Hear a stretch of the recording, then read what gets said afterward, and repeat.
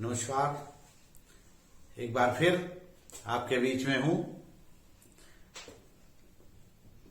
फौजदारी की विधा में एक बहुत महत्वपूर्ण विषय पर आपसे विमर्श के लिए। हम सब जानते हैं आपराधिक विधि में हम में से जो बंधु ट्रायल करते हैं लगभग अधिकांशता मामलों में एक परिस्थिति होती है जब किसी भी आपराधिक मामले में अभियुक्त के पास से कोई माल मुकदमाती की बरामदगी होती है और वो बरामदगी अभियुक्त के निशानदेही पर होती है, उसके बताए जाने के आधार पर होती है। तो आज की चर्चा इसी विषय पर प्रारंभ करते हैं।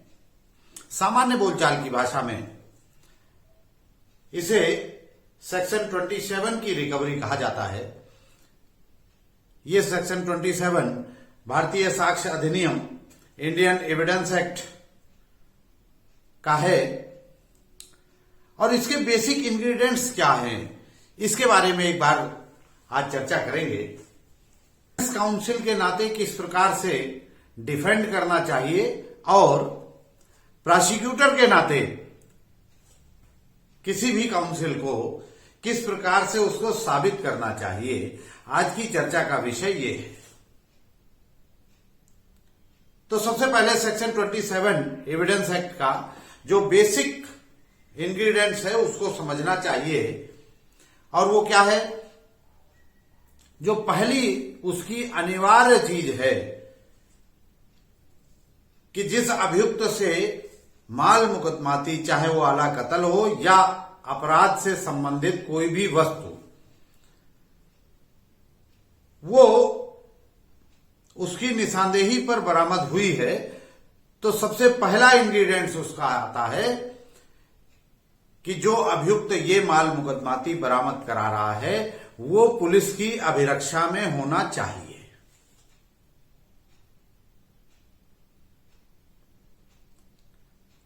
तो पहली चीज पुलिस की अभिरक्षा में। कई बार पुलिस कस्टडी रिमांड भी लिया जाता है, वो भी कस्टडी है। तो पहली चीज तो ये कि उसको अभिरक्षा में होना चाहिए।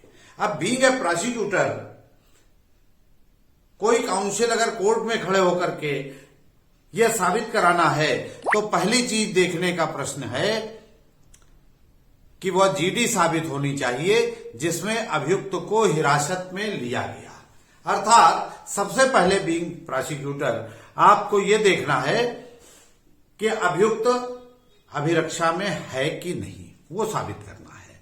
और डिफेंस काउंसिल के नाते डिफेंस काउंसिल को यह देखना है क्रॉस एग्जामिन करते समय कि वो जीडी साबित कराई गई है या नहीं।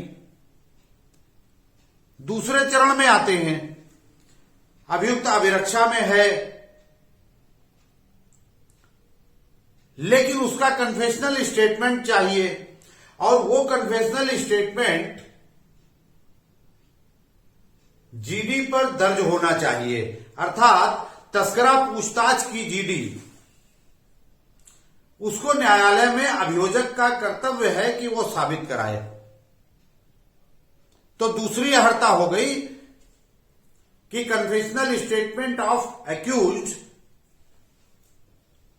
इसको साबित कराना है और यह होता है तस्करा पूछताछ की जीडी के अंदर। डिफेंस काउंसिल के नाते इसी जगह पर जब आप आते हो तो आपको यह देखना, इंश्योर करना जरूरी है कि तस्करा पूछताछ साबित हुआ है या नहीं।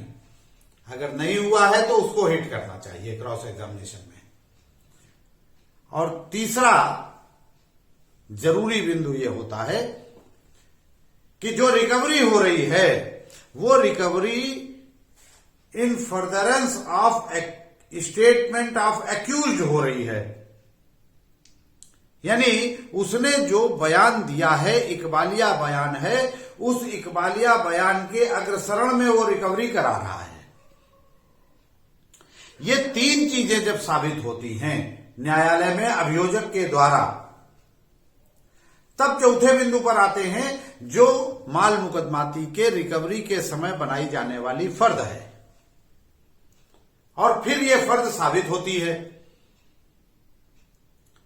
और फर्द साबित होने के बाद फिर जो केस प्रॉपर्टी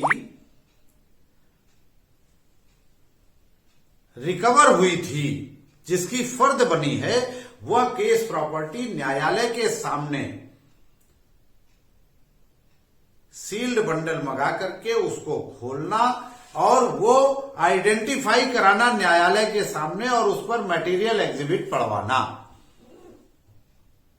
ये अभियोजक का काम है, as well as defence counsel का काम है कि जो केस प्रॉपर्टी खोली जा रही है न्यायालय के सामने, उसकी सील के बारे में क्रॉस एग्जामिन कर लें, उस पर जो बंडल है, उस बंडल पर जो इबारत लिखी गई है, जो सिग्नेचर आईओ ने या रिकवरी अफसर ने किए हैं, उसके बारे में एक बार पूछताछ कर लें। फर्द से माल मुकदमाती का बंडल जो न्यायालय में पेश किया गया है, उसमें से निकले हुए माल के बारे में, केस प्रॉपर्टी के बारे में मिलान करके अगर उसमें कोई चीज पाई जाती है, अंतर पाया जाता है, तो उसके बारे में भी जिरह किया जाना अनिवार्य है। तो सेक्शन 27 की रिकवरी के बारे में आज मैंने कुछ चीजें आपसे शेयर की हैं। फौजदारी विधि के मामले में जो लोग क्रिमिनल की प्रैक्टिस करते हैं, आज का ये एपिसोड केवल और केवल उन्हीं के लिए है कि इस विधा पर जहां कहीं उन्हें ऐसा लगता है कि उनके पत्रावली में जिस अभियुक्त को वो रिप्रेजेंट कर रहे हैं, उसके ऊपर सेक्शन 27 एविडेंस एक्ट की रिकवरी इंपोज की गई है, उसको इस विधा से सारी चीजों को ध्यान आकृष्ट न्यायालय का करने के लिए क्रॉस एग्जामिन करना चाहिए और अभियोजक को यह सारी डॉक्यूमेंट्री एविडेंस को न्यायालय के सामने 1 by 1 साबित करना चाहिए। जब इतना करेंगे तो फिर चाहे वो अभियोजक हो, चाहे डिफेंस काउंसिल हो, अपनी बात को न्यायालय के सामने ठीक प्रकार से प्रस्तुत कर पाएंगे और अपने अपने पक्ष का, चाहे वो स्टेट का पक्ष हो और चाहे वो अभियुक्त की ओर से खड़े हुए बचाव पक्ष के अधिवक्ता हो, तो अभियुक्त का पक्ष हो, न्यायालय के सामने प्रभावी तरीके से रख पाएंगे।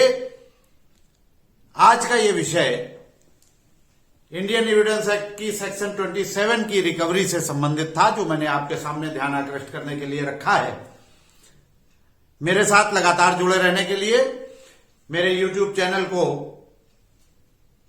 सब्सक्राइब करें। नए नए वीडियोस विभिन्न विषयों पर वो आपके सामने आते रहेंगे, उनकी सूचना आपको मिलती रहेगी। आज के लिए बस इतना ही। जय हिंद, जय भारत।